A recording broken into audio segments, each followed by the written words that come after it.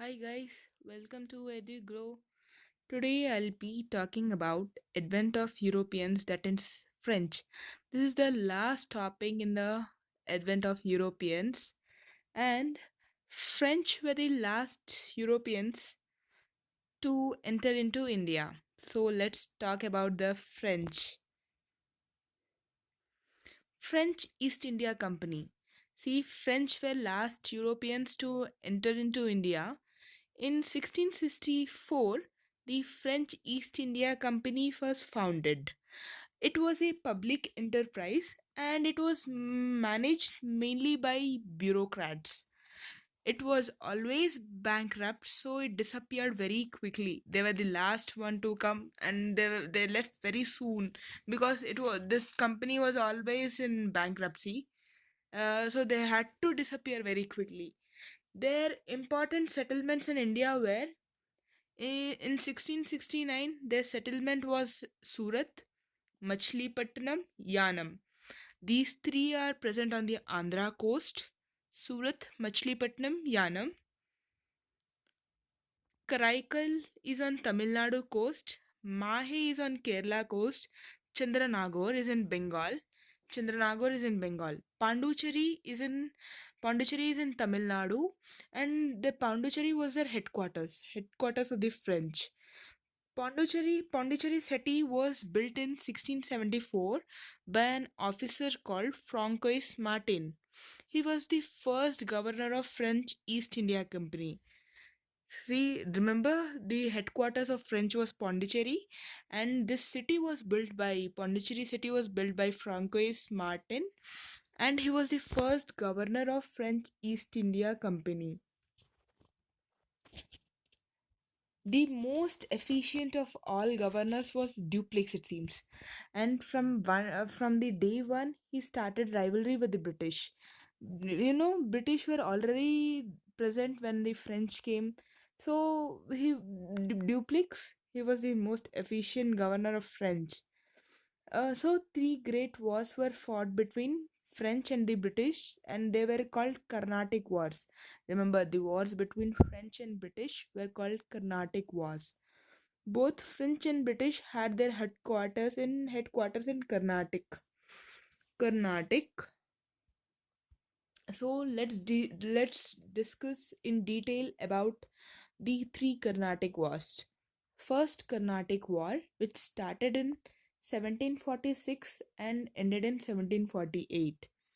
This a war began in India, and it was a continuation of a war which broke out in Europe called Austrian War of Succession. See, first initially a war was going on in Europe called Austrian War of Succession, and when Dupleix came to know that a war broke out in Europe, he immediately declared war in India. So British, what did he do? British were expelled, and the place Madras was captured by Dupleix, and in Battle of Santhome, so British he was expelled. British were completely expelled, and Madras was captured by Dupleix. And in a battle of Santhome, the ruler of Carnatic, Anwaruddin, that time the Carnatic was ruled by Anwaruddin. Anwaruddin, he what did Anwaruddin do? He came in support of British.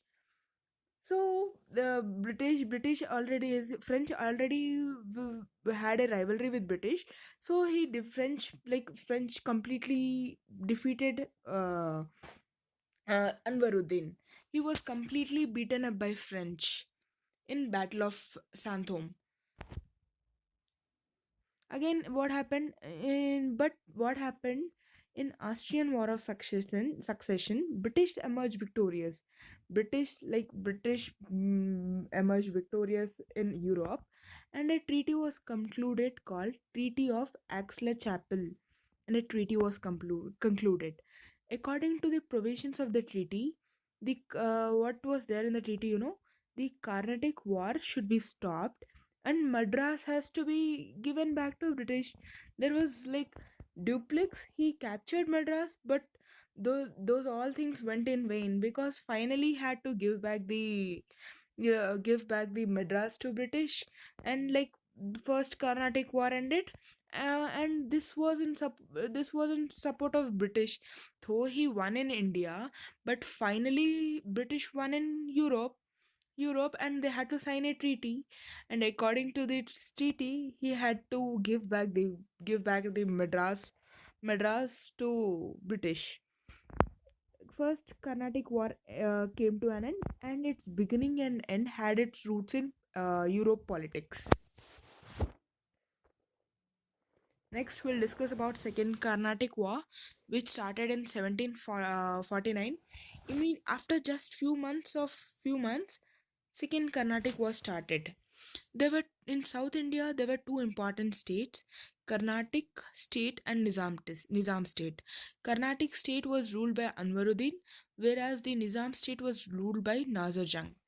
See, Anwaruddin, from initially he was supported by British, and his rival Chand Sahib was fighting for the he was fighting for the throne. He was supported by French. Similarly, here Nazar Jung, the ruler of Nizam state, was supported by British, and his nephew Muzaffar Jung, who was fighting for the throne, was supported by French. Battle of Ambur in 1749. Battle of Ambur. What did French do? French killed Anwaruddin and declared Chand Sahib as the ruler of Carnatic. In 1750, Nazar Jung was murdered, and Muzaffar Jung was declared as the ruler. Muzaffar Jung was supported by French, so he was declared as the ruler of Nizam state. Robert Clive, he was an efficient officer who was present in Bengal, was brought to Carnatic to solve this issue. In 1752, Battle of Arcot, what did Robert Clive did? Robert Clive killed Chand Sahib, and Muhammad Ali, the son of Anwaruddin, was made the king of Carnatic. See, finally, again the British came into the picture. The son of Anwaruddin, Muhammad Ali, was made as the king. Here, Muzaffar Jung was also assassinated. Again, even the Second Carnatic War ended in favor of British. Even the Second Carnatic War was in favor of British, and Treaty of Pondicherry was concluded. Finally, British were successful. You can say British were successful.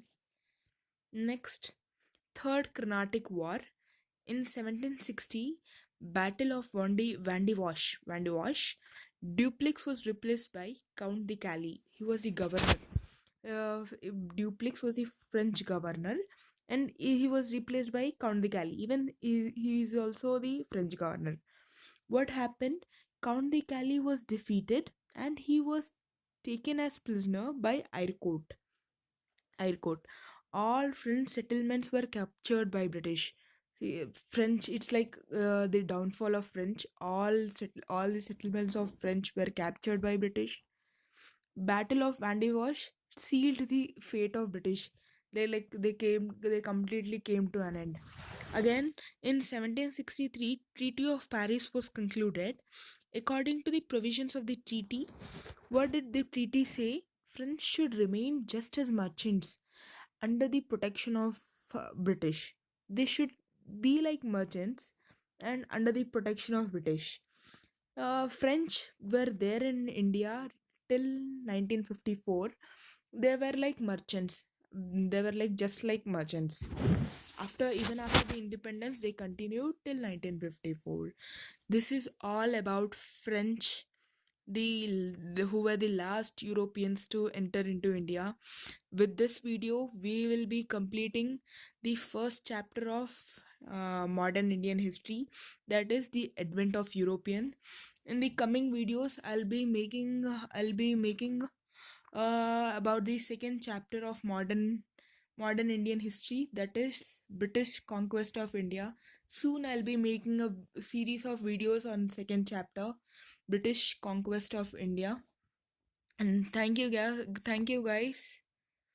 If you like the video, please click the like button, and please do subscribe to my channel EduGrow. Thank you guys. Thank you so much.